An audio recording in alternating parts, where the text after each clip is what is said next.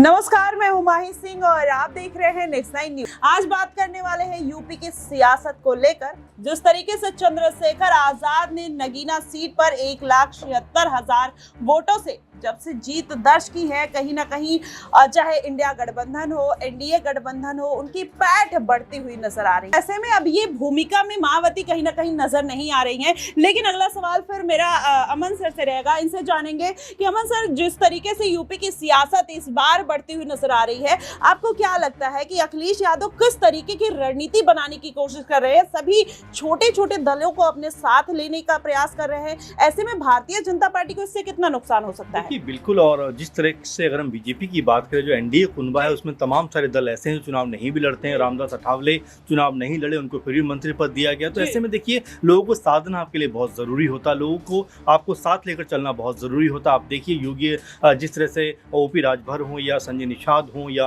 अनुप्रिया पटेल हों, कई ऐसे चेहरे हैं जो बीजेपी ने जिनको इक्का दुक्का सीटें दी लेकिन साथ लेकर चले। तो ऐसे में अखिलेश यादव को भी करना होगा किस तरह से, चाहे चंद्रशेखर आज़ाद की बात करें, मायावती की बात करें, और जिस तरह से हम पल्लवी पटेल की बात कर सकते हैं, जो तमाम छोटे छोटे दल हैं, अगर इनको साथ लेकर वो आ पाए तो कई सीटों के ऊपर प्रभाव डाल सकते हैं। देखिए, मायावती का जिक्र इसलिए भी अहम हो जाता है कि 16 सीटें उत्तर प्रदेश में ऐसी रही माही कि वहां पर अगर मायावती इंडिया गठबंधन के साथ में होती तो शायद आप ये मानकर चलिए कि बीजेपी को 15 या 10 से 12-15 के बीच में सिमटने को मजबूर होना पड़ता। तो यहाँ पर अगर अखिलेश यादव अगर ये कुछ करते हुए नजर आते हैं, इस तरह की कह सकते हैं जो गठबंधन है वो बनाते हुए नजर आते हैं, तो यहाँ पर डेफिनेटली इंडिया गठबंधन को फायदा होने वाला है। और आने वाला जो 2027 का विधानसभा चुनाव है उसमें कह सकते हैं इंडिया गठबंधन एक बेहतर प्रदर्शन करती हुई नजर आ सकती है। जी बिल्कुल। अगला सवाल मेरा अक्षय से रहेगा। अक्षय, जिस तरीके से भारतीय जनता पार्टी इस बार शिकस्त खाती है, आपको क्या लगता है कि आने वाले दिनों में किस तरीके से रणनीति बनाते हुए नजर आए, या अपने जो मैनिफेस्टो इस बार दिया है वो कांग्रेस पार्टी का ज्यादा दमदार नजर आता है और वहीं भारतीय जनता पार्टी के मैनिफेस्टो में इतना दम नहीं है?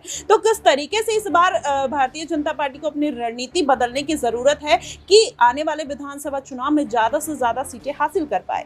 देखिए माही, यहाँ पर बहुत सी क्षेत्र ऐसे होते हैं जहाँ पर ये बहुत सी मतदाताओं का एक बड़ा तबका ऐसा होता है जो पार्टियों के मैनिफेस्टो से ज्यादा माहौल पर गौर करता है। माहौल क्या है? 400 पार का नारा लगातार कहा जा रहा है कि भारतीय जनता पार्टी पर भारी पड़ा है। आप कुछ चीजें जोड़ेंगे तो निकल कर आता है कि 400 पार का नारा एक और से प्रधानमंत्री के साथ कई नेता देते नजर आए, तो एक और नारा यहाँ पर देना शुरू कर दिया भाजपा के नेताओं ने कि हम संविधान में संशोधन कर देंगे। अब जो ये नारा दिया, इसको जोड़ करके विपक्ष ने उठा दिया कि भाई 400 पार आप इन्हें करवा देना। और अभी तो पिछली जो सरकार इनकी चली 1924 वाली, वहां इन्होंने संसद बदली है, अब की बारी संविधान ही बदल करके रख देंगे। तो ये जो सबसे बड़ी चीज रही, ये सबसे ज्यादा आघात भाजपा को पहुंचा गई है, खासतौर पर उत्तरी भारत में। उसमें उत्तर प्रदेश भी बड़ा तबका। एक और चीज यहाँ पर गौर करने वाली है, जब अरविंद केजरीवाल को अंतरिम जमानत 1 जून तक दी गई थी, उसके बाद उन्होंने कई यहाँ पर बीजेपी को लेकर के शिगुफे छोड़े। उसमें से एक महत्वपूर्ण शिगुफा ये रहा कि मोदी और अमित शाह, यानी कि प्रधानमंत्री मोदी और केंद्रीय गृह मंत्री अमित शाह योगी आदित्यनाथ को 2 साल बाद मुख्यमंत्री पद से हटा देंगे।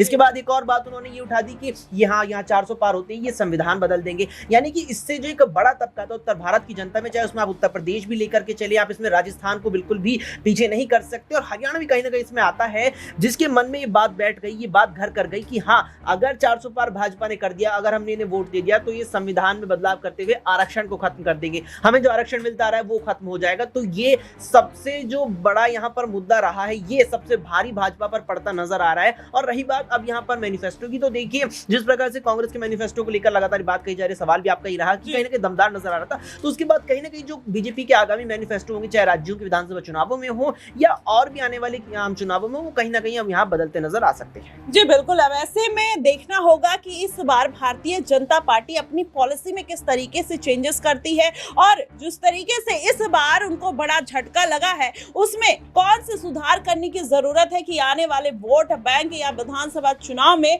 वो अपनी तैयारियों को साध पाए और लगातार अपनी पार्टी का वर्चस्व जो गिर रहा है उसको बचाती हुई नजर आए। अगला सवाल अबरार से ले लेते हैं। अबरार, अगर ये देखा जाए पूरा जो समीकरण बनता हुआ नजर आ रहा है भारतीय जनता पार्टी का, आने वाले दिनों में किस तरीके से स्ट्रेटेजी बनाने की जरूरत है भारतीय जनता पार्टी को कि जो वोट बैंक है उसको साधने में कामयाब हो, जैसे पल्लवी पटेल है या फिर छोटे छोटे दल जो अखिलेश यादव अपने खेमे में लाने की कोशिश कर रहे हैं, यही तो भारतीय जनता पार्टी भी कर सकती है। देखिए बिल्कुल भारतीय जनता पार्टी ये कर भी रही है और इसमें वो कई हद तक सफल भी रही है। जहाँ तक बात जो है बीजेपी अब क्या रणनीति बदले जिसकी वजह से उनका जो वोट बैंक कहीं ना कहीं खिसका है वो फिर से उनके साथ जुड़े।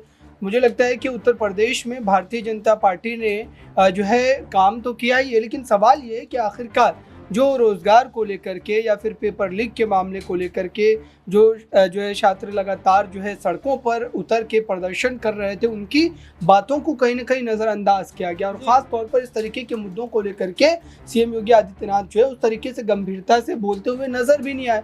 तो ये सारे मामले जो है भले ही पार्टी आपको जो है धार्मिक नारों पर जो है वोट कर रही हो, लेकिन उसके बावजूद भी रोज़गार और जो है तमाम जो मामले हैं, चाहे वो रोज़गार की बात हो, महिला सुरक्षा की बात हो या फिर जो है जिस ढंग से कहीं ना कहीं कई मुद्दों को लेकर के विपक्ष ने भी एक जो है ताकत दिखाने की कोशिश की, अखिलेश यादव, राहुल गांधी और तमाम वो बड़े चेहरे जो है उत्तर प्रदेश की राजनीति में पहले से ही काम कर रहे थे और ये चौंकाने वाला नतीजा था। भारतीय जनता पार्टी को उत्तर प्रदेश में सबसे ज़्यादा मेहनत करने की ज़रूरत है। आप देखिए कि गुजरात और यूपी दो ऐसे राज्य माने जाते थे जो भाजपा के गढ़ के तौर पर देखे जाते थे और उत्तर प्रदेश में तो ये बड़ा खेल हुआ ही, साथ ही गुजरात में भी कांग्रेस पार्टी ने एक सीट जीती है।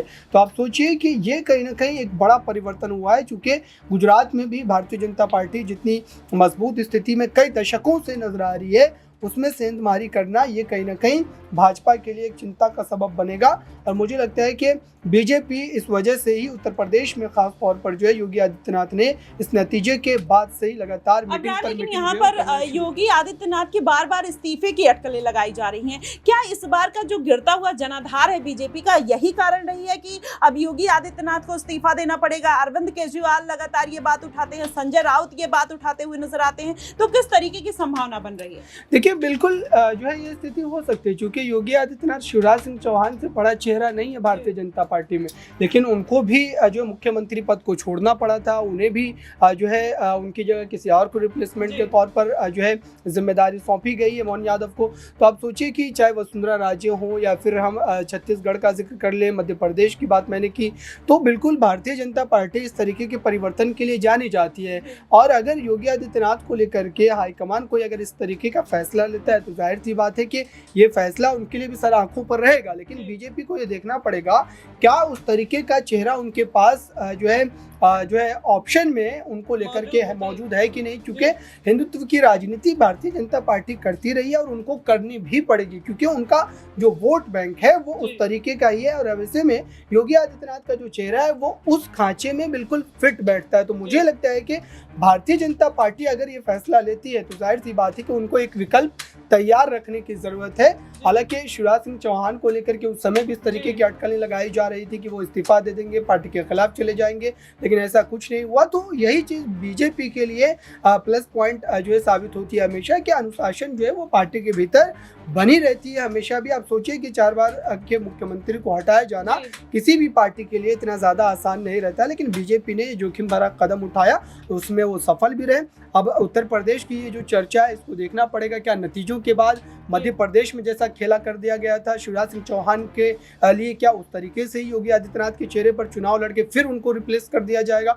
ये भी चीज़ें हो सकती है। बीजेपी का जो हाईकमान है जेपी नड्डा, अमित शाह और प्रधानमंत्री नरेंद्र मोदी बिल्कुल इस तरीके के फैसलों के लिए जाने जाते हैं। देखते हैं कि उत्तर प्रदेश में भारतीय जनता पार्टी क्या रणनीति बदलती है और नतीजों में उस रणनीति का कितना असर जो है वो देखने को मिलता है। जी बिल्कुल, ऐसे में भारतीय जनता पार्टी की रणनीति पर कहीं ना कहीं सवाल खड़े होने लगे हैं। अयोध्या सीट पर हार मिलने के बाद भारतीय जनता पार्टी जिस तरीके से अयोध्या का मुद्दा उठाती हुई नजर आई, लेकिन उसी अयोध्या के मुद्दे पर वो कहीं ना कहीं फंसती हुई नजर आई। पूरे देश में अयोध्या की सीट हार जाने पर कहीं ना कहीं भारतीय जनता पार्टी की किरकिरी भी हुई है। अगला सवाल तनुज से ले लेंगे। तनुज, जिस तरीके से भारतीय जनता पार्टी की इस बार अयोध्या सीट पर हार मिली, क्या वजह नजर आ रही है आपको?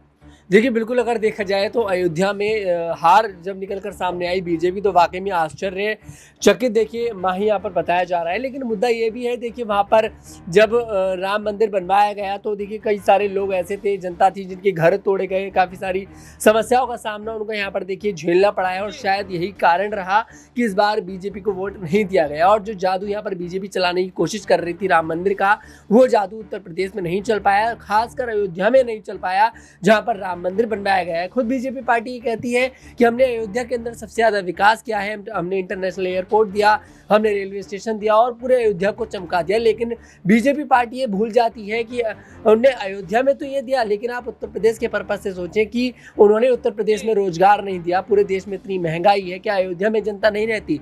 वहाँ की जनता भी बेरोजगारी जैसी जो ये समस्या है, इसका सामना उससे देखिए करना पड़ रहा है। तो तनुज, यहाँ पर एक सवाल और बन जाता है कि इस बार भारतीय जनता पार्टी ने अपर्णा यादव को मौका नहीं दिया, तो क्या ऐसे में मान लिया जाए कि अगर अपर्णा यादव इस बार भारतीय जनता पार्टी उनको साधने की कोशिश करती है तो अखिलेश यादव को बड़ा झटका दे सकती है? देखिए, झटका यहाँ पर मुझे नहीं लगता कि अपर्णा यादव अखिलेश यादव को दे पाएंगी, क्योंकि समाजवादी पार्टी में रहकर भी देखिए अपर्णा यादव का वर्चस्व बहुत बड़ा राजनीति में दिखाई नहीं देता था और बीजेपी पार्टी ने उन्हें कभी मौका भी नहीं दिया और आगे भी स्थिति नहीं दिखाई देती है कि बीजेपी पार्टी अपर्णा यादव को मौका देती नजर आए। बीजेपी पार्टी सिर्फ अपर्णा यादव का इस्तेमाल यहाँ पर करती नजर आ रही है समाजवादी पार्टी के अगेंस्ट में। जी बिल्कुल, अब ऐसे में देखना होगा कि यूपी की सियासत जिस तरीके से मोड़ ले रही है, इसमें अपर्णा यादव हैं, चंद्रशेखर आजाद हैं, मायावती हैं, अखिलेश यादव लगातार इनको साधने का पूरा प्रयास कर रहे हैं, लेकिन क्या उनको साध पाएंगे? अब भारतीय जनता पार्टी इस बार फिर से अपनी रणनीति में चेंजेस करके अगर 2019 के लोकसभा चुनाव की बात करें तो 62 सीटों पर जीत हासिल की थी, तो इस बार भारतीय जनता पार्टी कितने सीटों पर आने वाले विधानसभा चुनाव में काबिज हो पाएगी, ये देखना बेहद दिलचस्प होगा। फिलहाल आपको क्या कुछ लगता है, आप हमें कमेंट बॉक्स में जरूर बताइएगा। फिलहाल के लिए बस इतना ही। देश और दुनिया की तमाम खबरों के लिए हमारे साथ बने रहिएगा नेक्स्ट टाइम न्यूज पर।